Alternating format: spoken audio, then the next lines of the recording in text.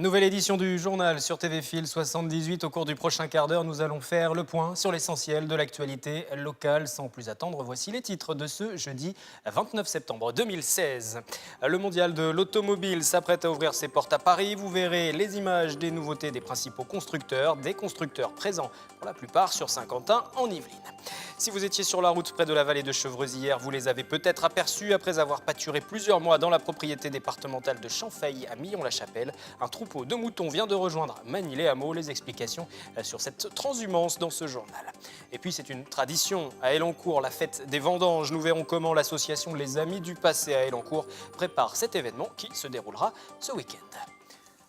Et nous débutons par une information qui concerne la ville du Chesnay. Le maire de la commune annonce la création d'une réserve communale de sécurité civile. Philippe Briot vient de s'adresser aux habitants à travers un courrier. Il les invite à s'engager. Pour postuler, il faut être majeur, ne pas présenter de handicap psychique ou physique, avoir un casier judiciaire vierge et accepter le principe du bénévolat. Après une première sélection, les candidats recevront une formation. Écoutez le maire.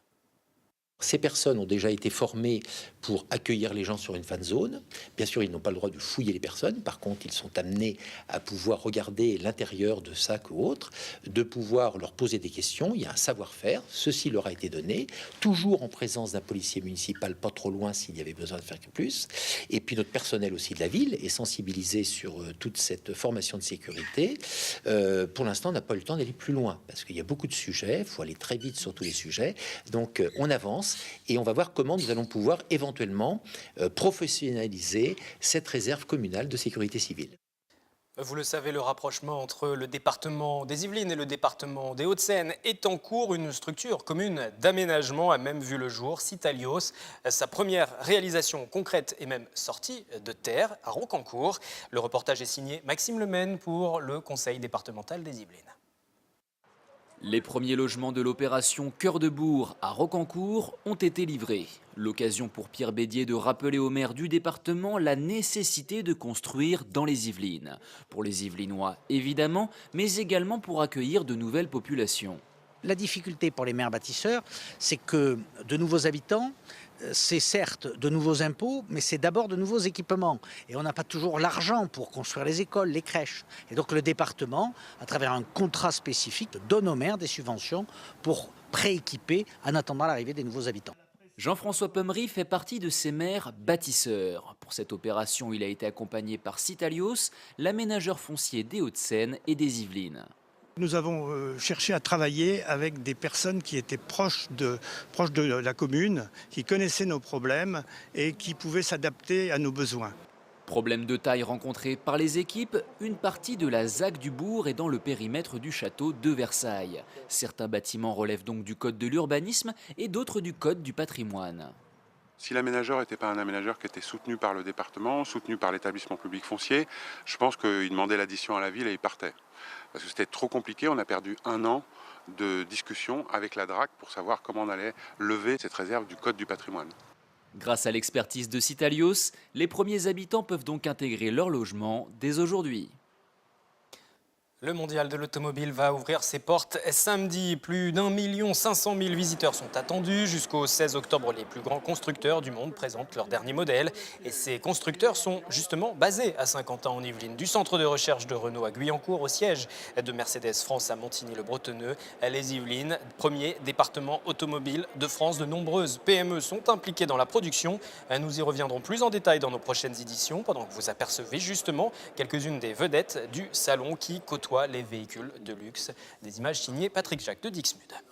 Et puisque nous parlons automobile, intéressons-nous à présent à l'automobile de demain. À quoi ressemblera le véhicule du futur? Loin des voitures volantes, ce sont plutôt les énergies utilisées qui focalisent l'attention des chercheurs et des étudiants. À Saint-Quentin-en-Yvelines, l'Estaca prépare d'ailleurs ses élèves. Focus sur cet établissement, c'est signé Haussmann van der Dey.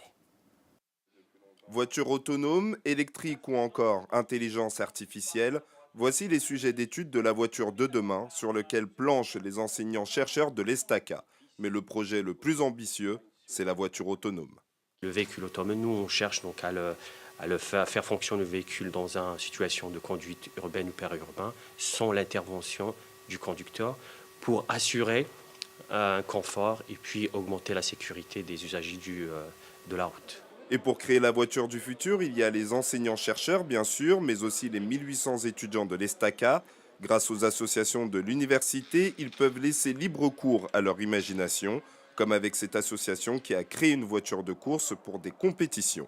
L'association, c'est un moyen d'appliquer les cours. Les cours en école d'ingénieur restent théoriques et faire partie d'une association comme celle-ci permet de pratiquer en fait. Mais cependant, on apprend de nous-mêmes, on se renseigne beaucoup et on est beaucoup en autonomie. Le record du monde par exemple de tout véhicule électrique confondu est détenu par une Formula Student. Donc c'est 1 seconde 6 au 0 à 100. Donc ce sont des voitures qui accélèrent fort, qui ont une très bonne agilité en virage, une très bonne adhérence. Et les projets fous de l'ESTACA intéressent les professionnels comme PSA, Renault ou encore Fiat, qui n'hésitent pas à recruter les élèves dès la sortie de l'école. Du véhicule de demain à la transhumance des moutons, le département est plutôt contrasté, territoire contrasté. Et cet après-midi, hier après-midi plutôt, un troupeau de moutons a rejoint Magny-les-Hameaux. La démarche a un fort impact sur l'environnement. Précision avec Camille Lambert et Nicolas Dandry. Ce sont des habitués de la montagne, les voilà désormais à Magny-les-Hameaux. 11 moutons ont élu domicile à côté du parc des sports Jacques Anquetil avec une mission simple et écologique, pâturer et remplacer des machines parfois limitées intellectuellement. Une tondeuse, ça fait que avancer, alors qu'un mouton, ça a l'avantage de réfléchir, parce que ça a un cerveau. Par exemple, il ne mange pas les orchidées, il ne mange pas les narcisses, les primes verts, donc ça fait des prairies à fleurs. Plus écologique, plus économique, le pâturage naturel est une pratique devenue fréquente dans de nombreuses communes. Pour s'installer à Magny-les-Hameaux, les moutons ont parcouru près de 2 km en ville avec pour berger une quinzaine d'enfants. Déjà par rapport à la nature, parce que ils voient la nature d'un autre œil.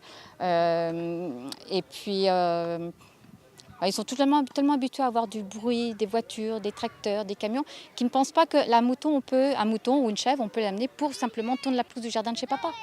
Pour l'occasion, les enfants étaient également invités à réaliser des nids pour les oiseaux avec de la laine, une après-midi forcément pédagogique pour tous.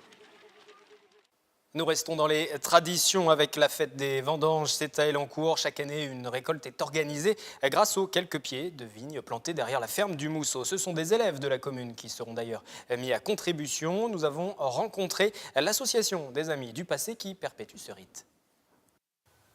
L'heure est aux vendanges élancourtoises. Les Amis du Passé d'Elancourt préparent la récolte. Prévue ce dimanche 2 octobre, elle rassemblera les Élancourtois autour des vignes de la ferme du Mousseau, notamment avec la participation des enfants de l'école maternelle du Berceau.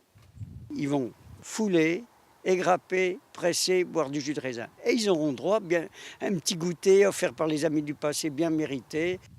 Pour l'association, c'est le moment de partager les connaissances et les difficultés de la pratique viticole.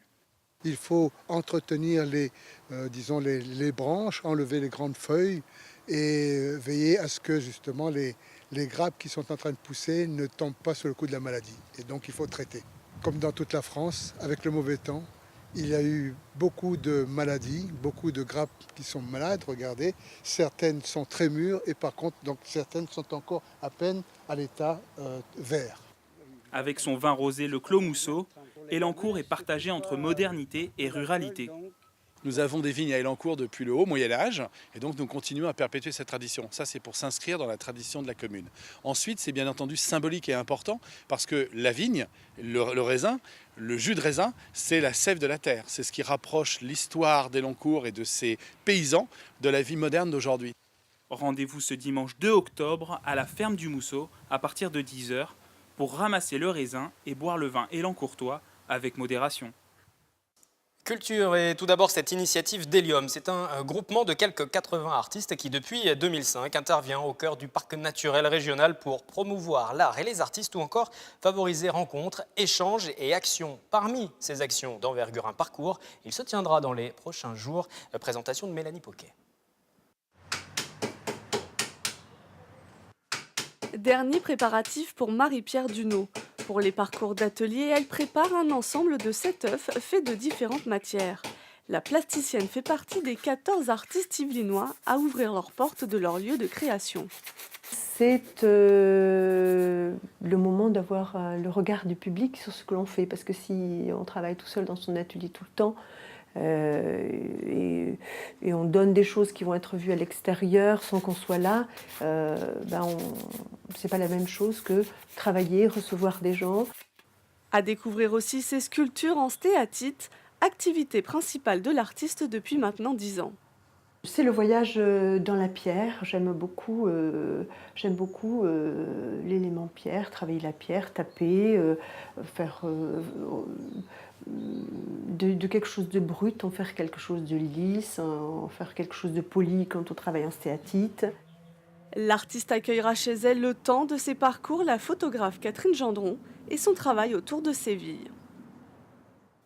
Depuis le 24 septembre à la Maison Félix, vous pouvez découvrir les œuvres de Bernard Perrault, cet artiste peintre qui a réalisé sa première toile à 16 ans. Et aujourd'hui, c'est sa petite fille qui a organisé cette exposition à Montigny-le-Bretonneux. Décorateur à la télévision pendant plus de 30 ans, il est devenu producteur d'un magazine sur l'écologie. Il a pris sa retraite en s'installant près de la Méditerranée, un cadre qui lui a inspiré la plupart des toiles exposées et que vous venez de voir. Elles sont à découvrir jusqu'au 2 octobre. On écoute justement Bernard Perrault. Je dessine beaucoup. Je fais énormément de croquis et je sais déjà comment je vais interpréter au moment où je vais attaquer la toile. Donc je fais photo pour mémoriser et ensuite je retourne au fur et à mesure de l'évolution du tableau. Je me déplace une fois, 2 fois pour vérifier un petit peu les couleurs, si je suis dans l'esprit, s'il y a des choses qui choquent, qui gênent. Je suis animé par une espèce de flamme de la couleur, de la violence, du rythme, etc. Et la facilité d'emploi de l'acrylique permet effectivement d'aller plus vite dans ce qu'on ressent. Merci de nous avoir suivis. Tous nos reportages sont à revoir sur le www.tvfil78.com. Vos commentaires sur les réseaux sociaux. Rendez-vous 18h lundi pour un nouveau point complet sur l'actualité locale. Et puis n'oubliez pas l'hebdo ce week-end. Invité fil rouge pour commenter l'actualité de la semaine, ce sera Arnaud Richard, le député UDI des Yvelines, qui va remettre un rapport sur l'accueil des migrants au gouvernement.